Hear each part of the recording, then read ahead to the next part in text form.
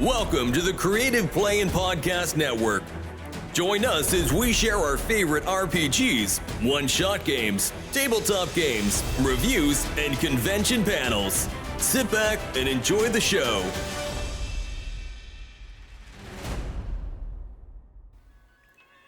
Hi, this is Kelly, aka Trixie from Ragnarok and Roll, assigned to Ragnarok Story, and Tilda Wimblewick from D&D Journey of the 5th Edition. First off, I would just like to say thank you to everyone for listening to our varied adventures, as well as for rating us on iTunes and RPGpodcast.com. If you haven't rated us yet, we would greatly appreciate it if you could. And if you're looking for more ways to support our efforts, we are now on Patreon, a great site where you can help us continue making more podcasts, as well as some special surprises for our patrons.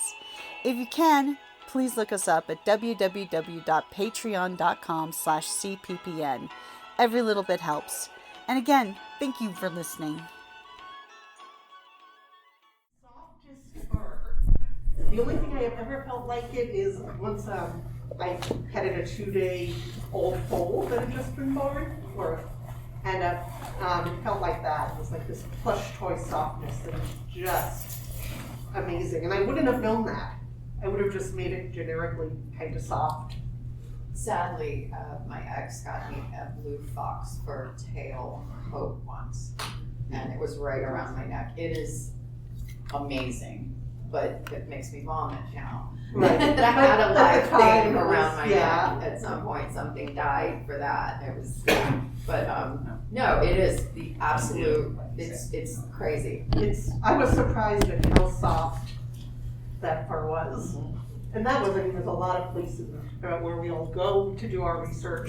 When I realized I needed to do that, I began looking at where are there Arctic foxes. And one of the places was SeaWorld, and I was going to San Diego for a con. So I emailed, them, feeling a little bit strange, but said, I have an Arctic fox in my book. Can I come meet your foxes? And I bet they were thrilled. And they were. They said they do kind of filter to make sure, because they do get some weird people. Surprise. But it turned out, I didn't know until I got there the Arctic foxes are in our display. So I hadn't gotten in touch. You never would know. And then randomly that day I got to pet a penguin and a dolphin too. That was a good day. That was wonderful. So, for me, the book very much informs research. I research a lot of stuff, and we all carry the little magic answer box around with us now. So immediate gratification, I'm really into that. I want to know about that. But my problem with research personally is that I tend to do these very, very deep dives on relatively minor things. So my most recent book is not here. It's probably not suitable for this convention. It's totally historical fiction about an isolated incident during the Civil War, American Civil War. I know more about women's fashions in 1860 than any man has a right to know. No, actually, I think more men should know. Please start a blog. Do you know the origin of the bell-shaped hoop? I do not. I do. Yeah. I do distinctly remember that high heels were created for men and makeup were created for men and all the other. Oh yeah, well that's a whole different kind of research. It takes me to very strange places sometimes. Actually, costume design. And the point is, though, sometimes you can get into this research trap where you do these big deep dives because this is interesting, and I'm going to use one part of a sentence in description. Yeah. But I think in certain genres, you have to be absolutely accurate, or you're going to get roasted.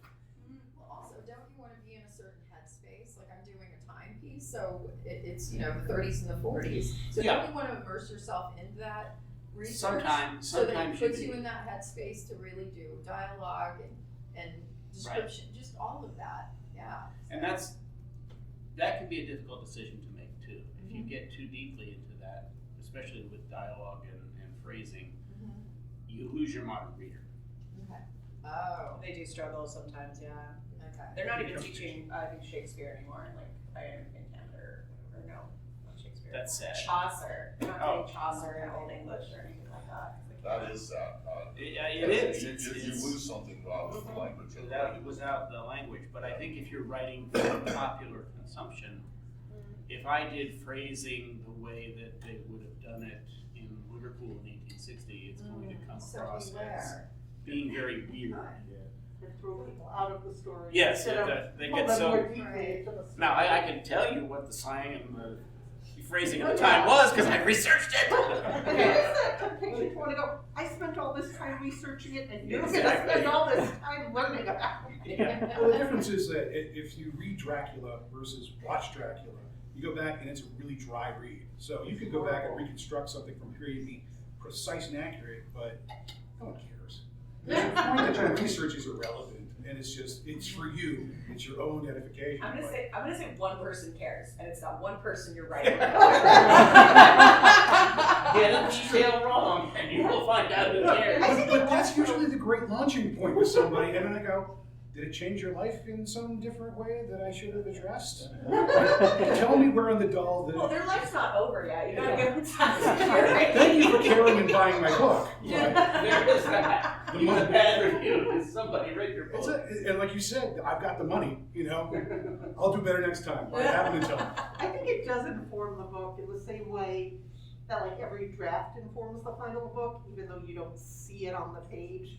I mean, I think all the research is there, it's just not there right on the surface in anyone's face. One of my favorite things was something Dan Brown said, I think in the Da Vinci Code, that the best fiction is based on fact, and that's in my head always. Because the amount of research he did for those particular sets of books is insanity. Because I, being that reader, went and researched his research.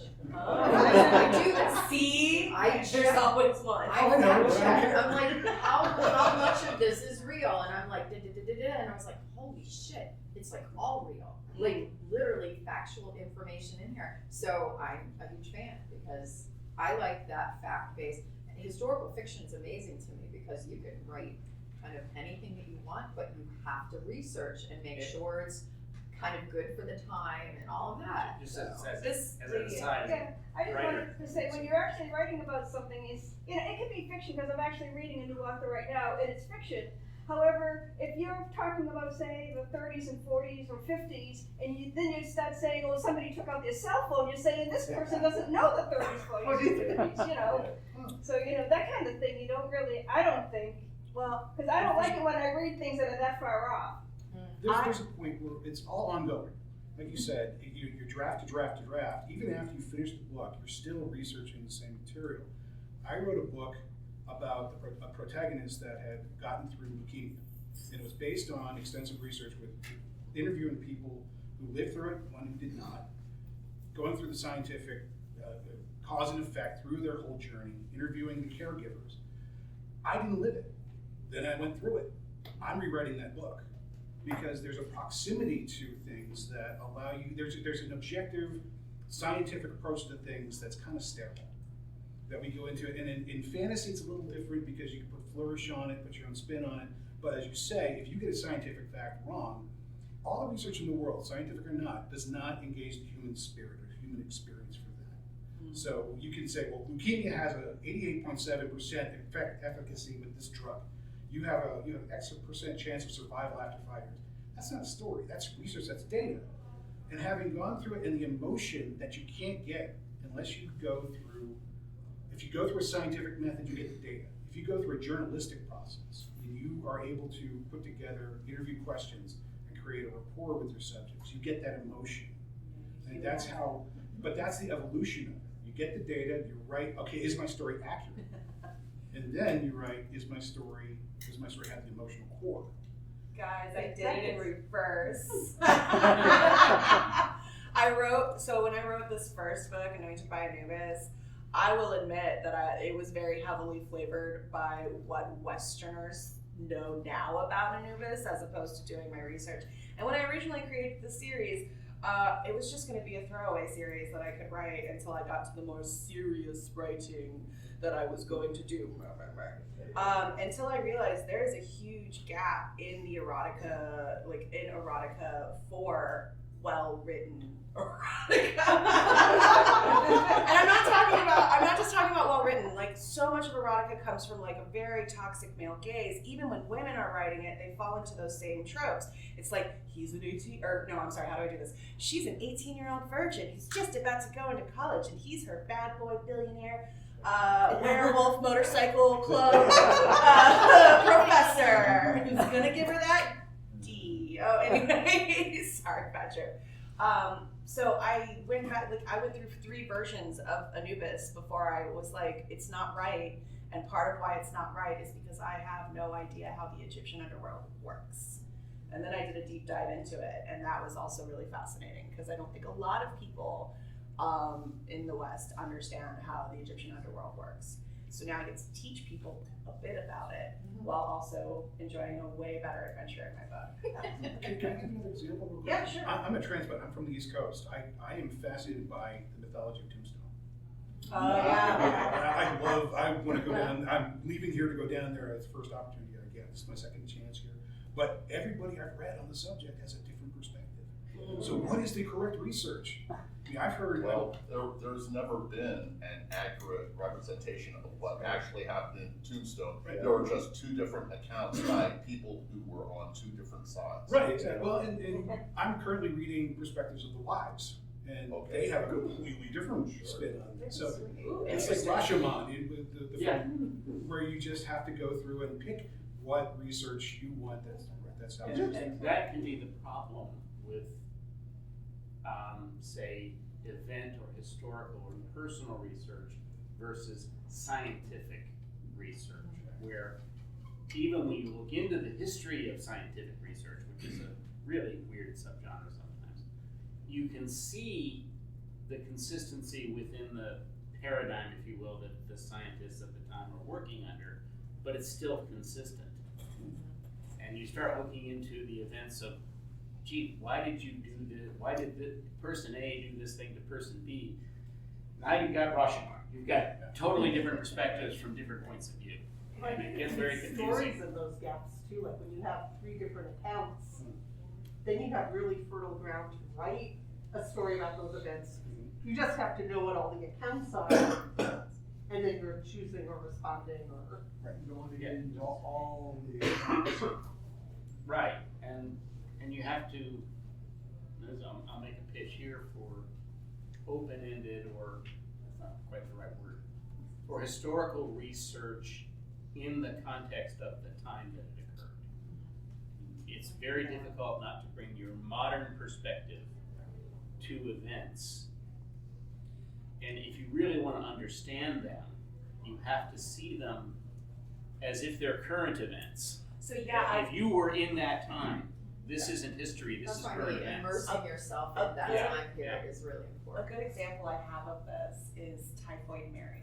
We all know, like, oh, Typhoid Mary, that means the person who gets you sick. But no, there was a woman, an Irish immigrant named Mary. research for like fairly recently. And it was insane to think about it. Like, oh, if someone came up to you and told you you're causing a lot of diseases and you need to stop cooking for people, essentially. And that's your job. And that's your job. Making a right, living. but like nowadays, if someone came to you and like, hey, you have this super infectious disease, and if you continue to do the X, you're going to kill people. I'd like to think enough of us are in tune with science and medicine to be like, okay, yeah, probably I don't want to kill people. But at the time, she was an Irish immigrant who experienced Irish hatred in New York and everything like that, right? So like, when these scientists told her, hey, you're probably the cause of this, she was all like, get the fuck out of here. Like, I remember learning later she wasn't the only one. She was only the only one who got given a hard time.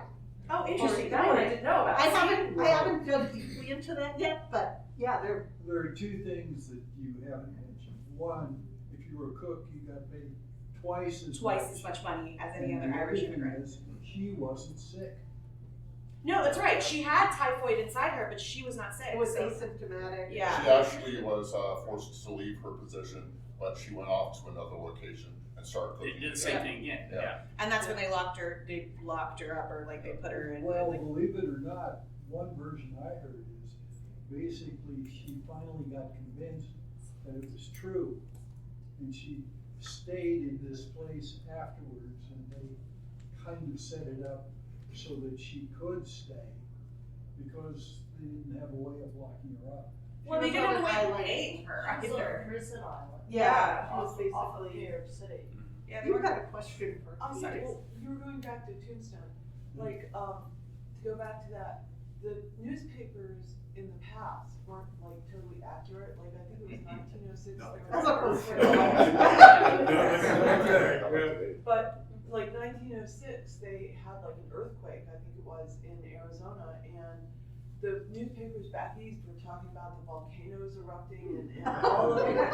So it's not just the accounts, like personal accounts, you have to take it, but you have to think about like, but the interesting thing is there's collections of postcards, because those were like the news of the day. So you have to be, here's these dead people in the street, and you would send it to your relatives back east so they know what was going on. So if you're doing research, don't overlook historic postcards. Oh, that's a good So, advice. Michael Crichton Resources. in the book State of Fear had page after page after page of bibliography and references, because he knew he was going to be attacked. And it was amazing how much research he did so that the position that he had some legitimacy to it. Larry Niven used to publish scientific papers at the end of his books to for the science that was in use for that particular story. Yeah. Well, Larry Niven was an astrophysicist, so he could do that. And he was a big name, so he could get away with it. I got a minor in anthropology. I'm pretty sure I'm not going to do that in my books. That was obsessive. The other thing about papers is that they were not only less accurate, they were more partisan back then. Like the Arizona Republic is named that because it was associated with the Republican Party. And like If anybody thinks that there's a lack of objectivity in the news today, I would encourage you to go back to 1858, 1860 and read contemporary news accounts of that election. Yeah. Gustav It makes Le Bon. anything going on today look like kindergarten stuff. Gustav Le Bon actually brought that up in the crowd, and he actually thought that it was sad that newspapers were no longer telling you what to think.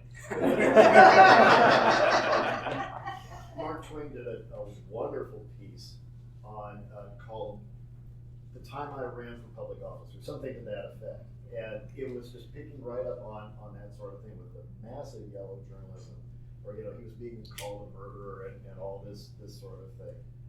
We have to keep in mind also that investigative journalism wasn't really invented until Ida Turnbull went after the oil trusts. The other thing is all Which those was like in the- accusations, In the you just go onto Twitter or It's the Facebook 1990s, now. yeah. You know, we still do that, but we don't, We we don't have do it. other outlets. The journalism that I studied in the 90s is not the same class. The classes I was asked to teach when I got the degree were public relations. They were basically, back in the 90s, they were in the transition period of saying, a journalist is going to get so overworked and underpaid, they're going to become flax for somebody within 10 years. Fast forward 10 years, everybody had graduated, guess where they are?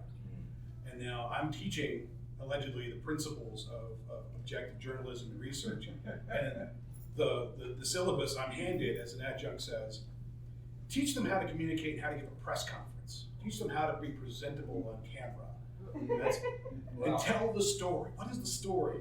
Where's the info? I'm looking down 3 pages and it doesn't mention fact or truth once. I'm noticing there's a lot of taking the press release and accepting it. Yes. So someone wrote it. There are no editors And I anymore. noticed it when I was more politically active, I would, and of course I had my own biases, but I would see, stories where it was just the obvious, from either side, where it's the obvious just, you needed to make a few phone calls.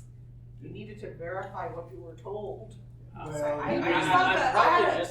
have a question. Sorry, but please Go ahead. What do you guys do when you get stymied in your research? Like, what do you do if you hit a research roadblock and it's not like? There's no such thing. Well, for me, with what I do, I'm looking at stuff written a long time ago that's been translated into English because it was written in like Greek and Roman and other languages and stuff like that. and it's really hard to find sometimes even. I'm being facetious because Sure. yes, there are research roadblocks exactly like you encounter, depending on what your source material is. I am huge into not accepting a summary. Go to original sources if they are ever available. Okay. You want to know about a historical figure, get a hold of their private correspondence somehow. And the internet is wonderful for this. Primary sources. No, literally, I'm going to get off the subject here, but I wanted to find out about Thomas Dudley, who was a main player in the events I'm talking about. And I can't, that's my dead end, because all of his personal papers are locked up in the Huntington Library, and I can't access them. On the other hand, one of the other protagonists, Benjamin Moran, who was the secretary of the legation in London, all of his memoirs are online from the Massachusetts Historical Society. The guy was a obsessive journal keeper. And so there's hundreds of thousands of words that he wrote available. And then you run into the other research issue. I want to know specific things. How do I plow through all of this unregulated, you can't unsearchable control material? that. I would say that in all the time that I've been writing since I was in my teens, the advice that I got that is most effective is recognize how ignorant you are. Focus on the areas that you want to write, and that's going to change. But then start to surround yourself with people who know what the hell they're talking about. And I've learned to cultivate relationships. That goes back to journalism, where you get the story by knowing people and getting them to trust you enough that they're going to share the truth with you. I want to write about science. I have a couple of people. I have surgeon friends. I have people that I went through treatment with that I call and say, "Hey, is this accurate?" And then I was pulled over by my local police, and I turned that into an opportunity to say, "Hey, by the way, I have a story about this sovereign citizen. Do you deal with them at all, and how do you process them?" And I say, "Hey, can I take you to Applebee's and get you a couple of beers after your shift and talk about this?" And they're like, "Yeah, sure." And then it's painless. But did they give you a ticket or a warning after that? I got the ticket. She was not impressed by my charm either. But she was interested enough to answer questions. And when you talk to firefighters, oh my God, they're happy to tell their stories like they're at a tavern in a fantasy RPG. Yes, we went in with our axes raised. You can visit any firehouse and just ask them. Exactly. It's amazing. I brought muffins, and they just tell me the story. I used to bring my 5-year-old, but at the same effect. Oh, he was younger. But the core of that is, again, recognize your ignorance and realize what you want to write, and those people will be happy. Oh, you can put me in the book. Cool. Well, and that's more of that going to original source. Right, exactly. Yeah, I mean, we were talking historical, but if you're talking contemporary, find the guy who's been there, done that. Absolutely. I wind up, or at least my interest is in reaching out to like professors and subject matter experts, kind of in the blind. And we love to talk. We'll bore you to tears, as a matter of fact. Oh, never. I miss university.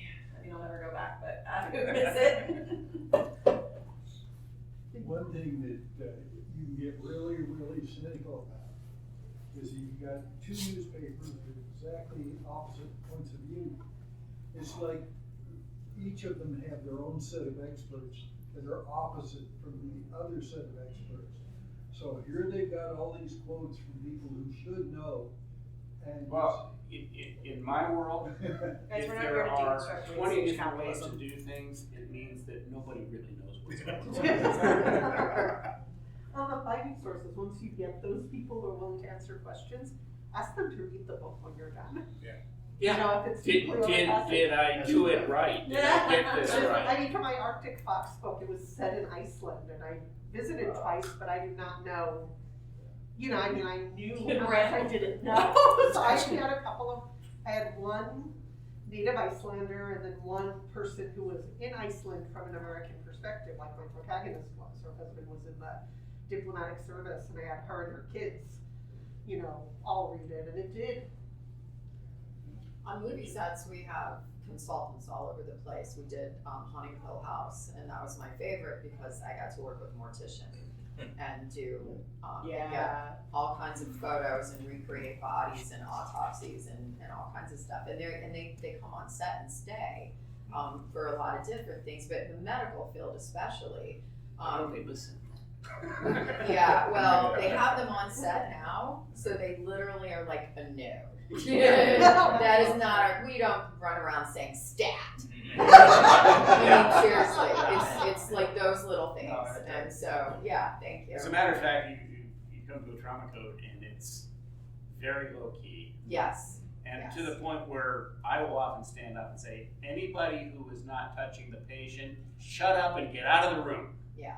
Well, and it's funny because I talk to a lot of ER nurses, and most of the time they have that like back in their head instinct of really who's coding and who's not, and all of that. They have a weird, like you bring somebody through the gurney, and there'll be 3 people going, "Yeah, you got this," because they know it's like something they know. So that's like invaluable in research and understanding what literally people are doing, like in real time. That's true in any profession. Right. I talk about firefighters. I have a friend who is a battalion chief, and I've talked to him about, how he approaches a fire.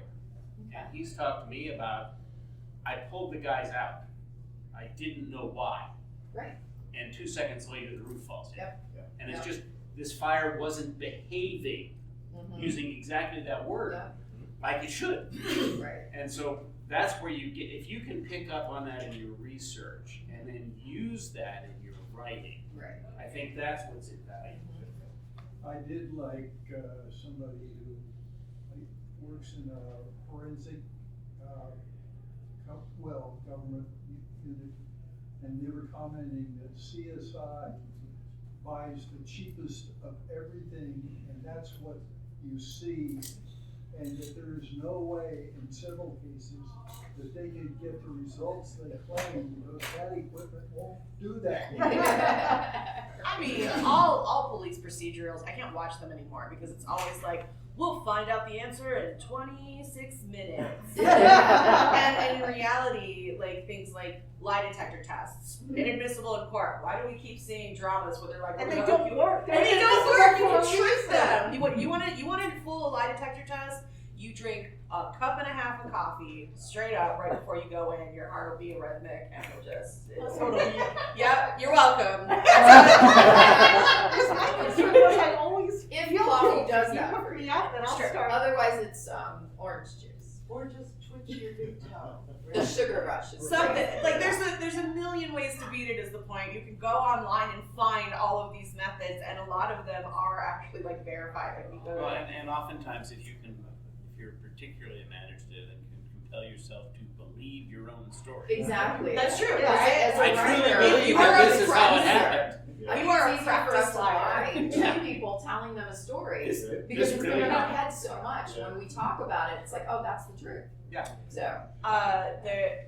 There's this thing, number one, psychologically, where you tell a lie long enough that it becomes true for you. Yeah. That happens to, like, people rewrite their own histories too, as like from when you're children. You've ever had, if you have siblings or parents, and you're like, I remember this one time X, Y, and Z happened, and they're like, that's not what happened. My mother-in-law is famous for that.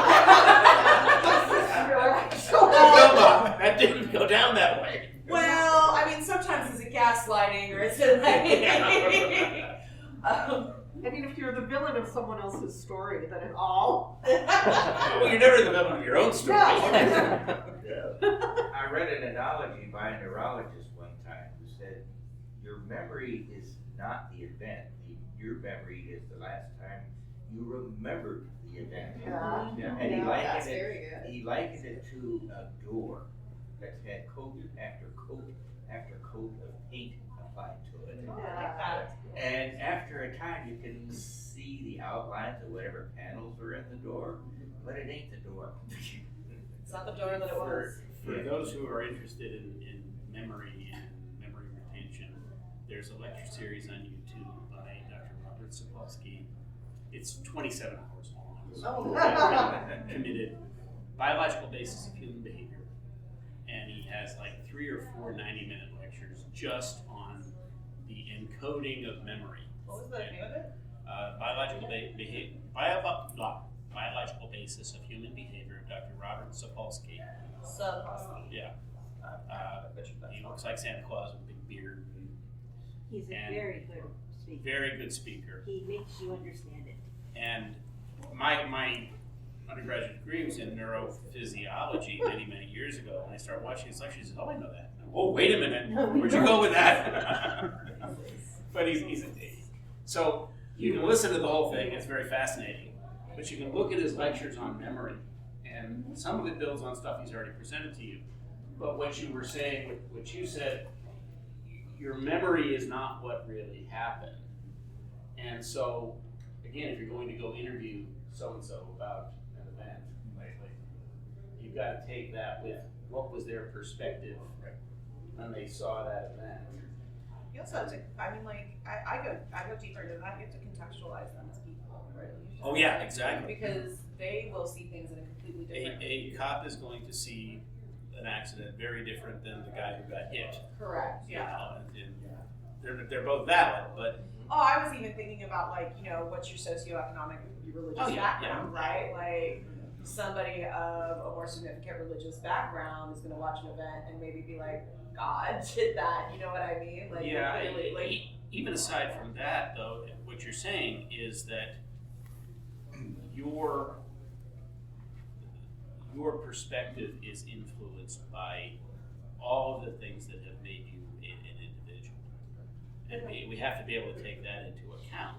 Correct. Of course, that bias affects the questions you're asking too. I mean, I had someone come to me once years ago. They're like, "You're Jewish. I need some magical Hebrew words to put on this in this doorway to." Or I forget the exact thing, but it was like a divic box or this something. was just this liturgical language, and to her she was trying to like exoticize it, and I was like, "What?" You know, it didn't even make sense to me. But you don't know that if you're. One of my favorite questions to ask a subject matter expert when I'm doing research is, are there any questions, like at the end of it, are there any questions you wish I had asked you? What have I not asked you? What have I not asked you that you think I should know? Yeah, that's a really good one. And like 90% of the time, they won't have anything, but the last like 5 or 10% when they do have something, it's interesting. Yeah. One of the things that you can do, we talk about bias, and that's very important. In my day job, I do classification work where I have to directly interview somebody who does the work on a daily basis. Unfortunately, that means they're biased. They see the work, but they also don't see what's outside of them. And the questions, like to your point, where you have to engineer questions that not only get the facts, but also ingratiate you to the subject so that they're thinking broader than themselves. They're thinking about the situation, the context of time, the things we're talking about here. That's part of the art of the research when you get outside of the scientific texts, when you're trying to get an anecdotal account of certain things and try and justify what one person believes over another. Because sometimes you're interviewing contradictory parties and trying to reconcile them in a way that sometimes it can't be. One of the last assignments I had before I gave up journalism altogether was compiling stories from people who experienced 9/11 in different ways. I lived in Harrisburg, PA. And I used to live in Harrisburg. Oh, I'm sorry. My mom was stationed in New Cumberland. Oh, okay. Yeah, so I'm glad you escaped. It's rated one of the #1 places to retire in the United States. I'm sorry. Frighteningly enough, I have 2 friends that like live in Harrisburg, and one of them sent me down, and I'm like, yeah.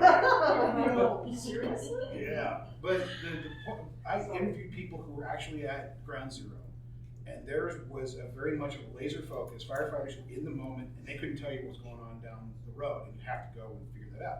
The thing you end up doing when you can't reconcile those facts is pick your bias. You're going to research, and it gets to what everybody has been kind of rotating around. It's you have to know all the rules to decide which rules you're going to break as a writer, because you're inevitably going to get that one reader who goes, "It didn't happen that way." I'm sorry. It's all writing. Right. The truth is not objective. It's not a report.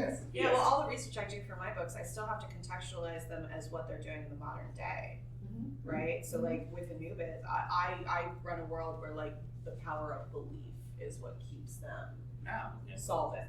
So, like as the older gods sort of fade out of popularity, their realms start to crumble, their worlds start to crumble. But it's actually being consumed. No one's manifesting them anymore. Right. It's still being consumed by the other beliefs, right? Like in the 12 hours of the underworld, there's a plane where everything's on fire. And that has been co-opted now by hell. Because hey, we're gonna take over your territory. Yeah, there's a part where she's like going through the fire part on this boat, and there's a shield, and she looks up, and there's a woman falling, and then a demon comes out of nowhere and throws her on a spear, and she's like, "What the heck?" He's like, "Oh yeah, that's Christian." You know, like, so, you know, and some people might not like that. Like, I'm sure there are still people who worship Anubis. There's a resurgence of neo-paganism and stuff like that, and reconstructed faith. So I'm sure that somewhere out there there's like an Anubis follower who's like, this bitch. And haven't we all been that person at some point? Oh gosh, I remember being watching, I think it was March of the Penguins, and here are some penguins at the South Pole, and my husband, I think, had to pull me down. I'm like, no, there's no penguins at the South Pole. They're not the ghosts. I cannot watch medical shows. Oh, I I just guess. can't. And I'm sure cops can't watch cop shows. I can't watch either because I know they're both. I'm like, I want to watch stuff like I'm trying to watch I didn't have time for this sort of shenanigans when I was a resident. It was like we watched a movie about a writer. Yeah. Stranger Than Fiction is my favorite movie now. Stranger Than Fiction is my favorite. They sit down at the typewriter and 6 months they have a book. An author that I really think is doing a good job, Frank Wynn. He wrote a book called War on the Border about basically 1910 to 1920s here. He wrote a biography of Wyatt Earp, but what he does, he has the background before and kind of an afterward of the main event. And I think he's trying, well, like his most recent one is called Wake Up. And November last year. It's about Wake Up, like he did about the siege of Wake Up. Yeah. And it's a little bit different than anything but anybody else. Again, we're talking about researching people. Right. And I would again make the plea that you have to research people, particularly people who aren't your contemporaries, in the context of their time, their ethnicity, their social status, because we can all look back makes on a Waco. tremendous difference. Yeah, and I don't know how you guys feel about Waco. I look back at it as like just an epic tragedy on both sides, right? Like when that police could have exercised better control and more patience, but also I don't form opinions because I haven't done a that's deep fair. dive on that one, but yes. At the time, yeah. you were dealing with people who were afraid of these homegrown terrorist cells. And Well, they shipped these idiots from DC out to make decisions, and they wouldn't consult any local religious individual. There's an absolute breakdown of communication. Yeah, it's a nutty belief, but they really believe it. Right. You're saying that they're just playing games. No, they're not. But they wouldn't listen. And I think that's something that when we're talking about researching contemporaries and talking to someone, you kind of got to understand that if they have a belief system, they really believe it. Mm-hmm. You may think it's bullshit, but if you're going to get what you want, you have to kind of go along. And I think that's something that people tend to forget when we're talking about these different beliefs these days, is that people really buy into this, and there may be very valid reasons for them to buy into it, not just that they're stupid or crazy or whatever. You know, some event maybe has caused them to go down this road, and that's what you want to try to identify. And then realize, like, their world, to them, one of the big things that made history go when I was, 19, from being bored to interested to, is realizing everyone's life is real to them. It's not like they're, here's this quaint historical time, but if you're there, it's real. This is my favorite, big word thing. Do you know what it is to, when you look at somebody and you're like, oh yes, they have their own complex life with their own problems? It's called sondering. Sonder. Yeah, Sonder. it's a sonder, yeah, which is one of my favorite words. Anyways. A lot of times your research ends up getting Sorry. Shaded stuff. Two guys are talking. Sorry. Start here and then we'll go over to you. Sorry. A lot of times your research ends up getting shaded by the person under restriction. I spoke to Janet Reno after Waco, and I asked her about it, and she said, sometimes you just have to do what you have to do. That's a horrible answer. It Sorry. Political. It was totally that's- political. Yeah. That's And part they of just mine. come in. That's Clinton was just barely in, and what was it, she was the third person they were trying to appoint Attorney General in like a 4-month period. Yeah. See, where you get in trouble is That's if you take not that as much the press release and then make that your story. If you stop there, Right. then you're gonna miss something. Well, there was a Half of the whole reason story why in I every do- plot. Half of the reason I do research is because we do have the benefit of being able to look back and see what points could have been improved upon, right? Like, again, toxic problem solver. I look at the situation, all of the steps that lead up to Waco, and I'm like, if people had communicated more, if people had been more patient, if people had practiced more kindness and understanding, we would not have been anywhere near the situation that we got. If they weren't so crazy. If they weren't so crazy, if they had proper I mean, de-escalation. seriously, if they had and it's what they're talking about with the police force now, of making sure that psychologists are on duty, because we had an incident in Atlanta where there's a homeless man, we called him the Screaming Man. So the Screaming Man's out there, and he decided to land on our corner for quite a while, screaming till 2:30 in the morning. I said, okay, I've had enough. It was during COVID. Had enough. I appreciate his situation, but he was chain smoking cools. He had a Mountain Dew. He's sitting on the sidewalk and he's literally yelling at everyone, and just one cigarette after the next, like right above, or right below a bedroom window. So cut to it. The police arrive. They have the mask on. We go out. I'm in pajamas. I don't care. I'm like, how are we going to help this man? Because he was attacking the school sign. He was going around to the door. He didn't break anything. He didn't do anything. And he goes, here's the thing.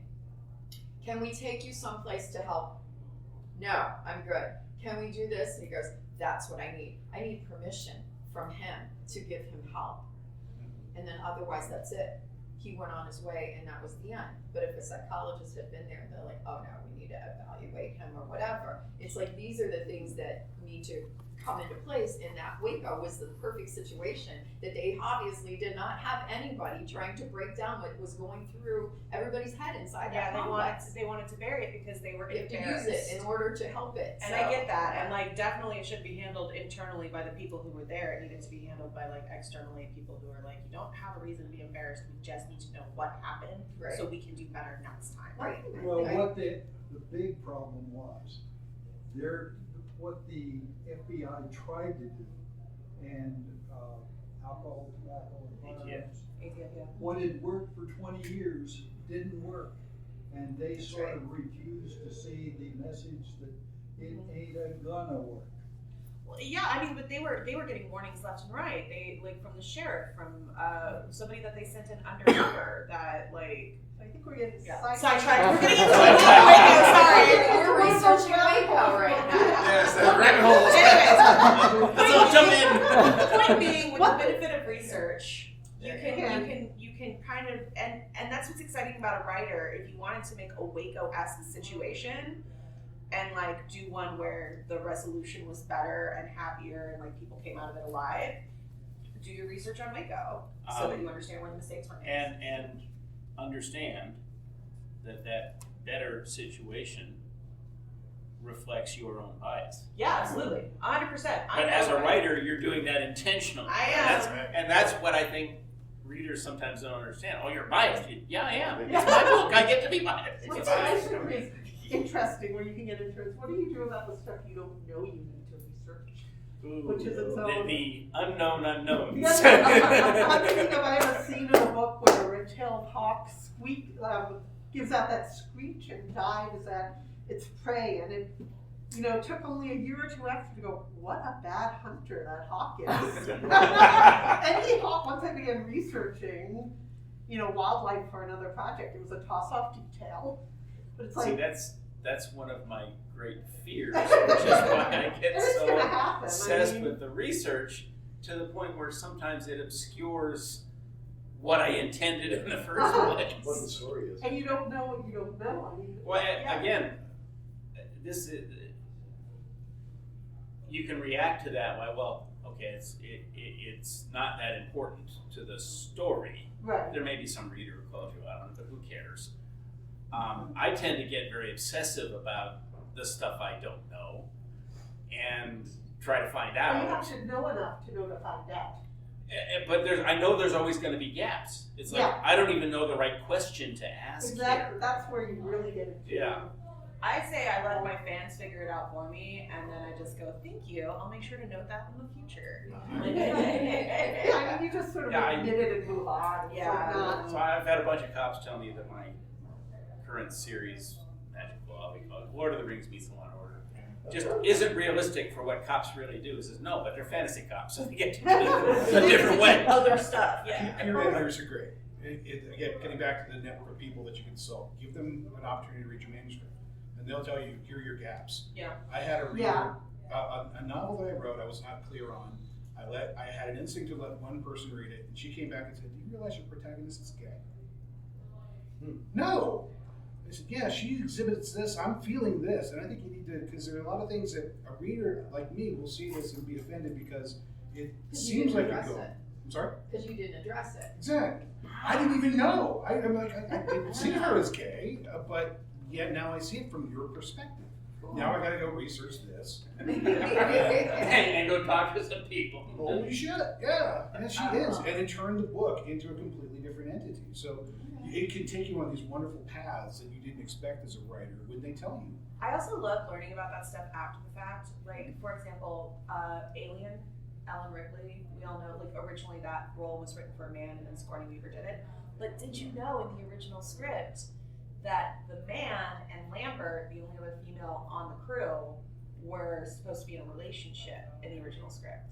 And the filmmakers actually wanted to keep that going, and then of course the studio sort of shut it down. So it's very queer coded. But if you watch that part where Lambert breaks down and like yells at Ripley for leaving them outside, watch it again with the context that they're in a relationship, and you're like, oh, her lover just left her out there to die. Yeah, it's not like a hysterical woman moment anymore. It's like, I'm pissed at you.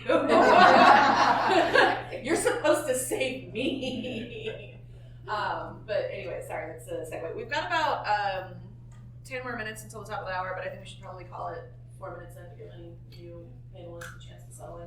One question, like, in summary, like, what is the most important thing for you individually when you start to research a book? Like, is it setting? Are you looking at characters? Like, what is it that is the deepest thing in your heart there? I'm an educator. I want to educate people. And I think we're all mature enough to realize that the history that we get, the stories that we get are very watered down from a particular point of view. And I want to get away from that, as far away from it as possible, because also those stories have been told already. Like, that point of view has already been told. So I want to use this as a way of educating people, not just about mythology, but about sex itself, right? Like, in this book, Creating Centaurs, I mean, like, not to get too graphic with it, but she needs a little help before she gets in it with the centaurs, and there's this actual thing called dilation that women have to go through. Some women go through, and even transgendered women go through, where they have to continuously dilate.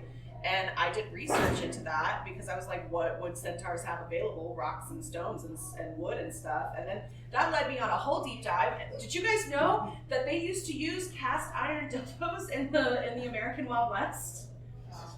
Cast iron! Yeah. It led me to questions like, did they season it first? Like, I have questions, right? And where's that? You want to get really kinky?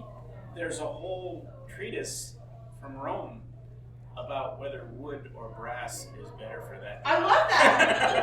Apparently, right before the Dark Ages, because the wood gets seasoned. They have what they have. They use what they use. But I put a Growing disclaimer. arts for years. I put a disclaimer in here, and I went, under no circumstances should you ever. But any of these things into your like anywhere, no matter what bit you're putting it into. Don't do it. Like you can get cervical ulcers. You can get, yeah. So I try to educate people. I try to make it realistic while also. Yeah. Sorry. Nobody expected to get that conversation today. I think my thing is it has to be something I'm genuinely already interested in, or I have to become interested in it in order to do the research well and then write about it well. Right, and I can't say that there's any one thing. It'll range from what sound does that weapon make to why did that individual, historical or whatever, think the way they did? What's the, were they religious? Were they, influenced by earlier events?